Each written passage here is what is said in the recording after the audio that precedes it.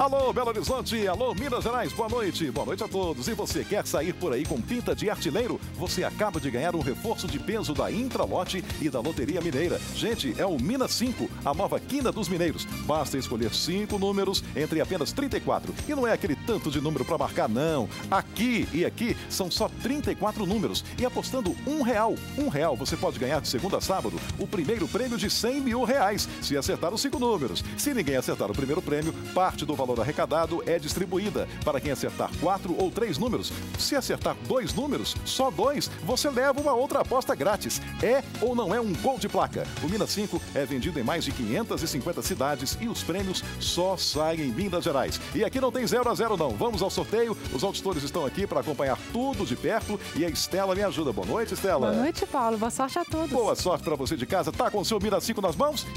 Cai bolinha! Pronto! Opa, vamos começar.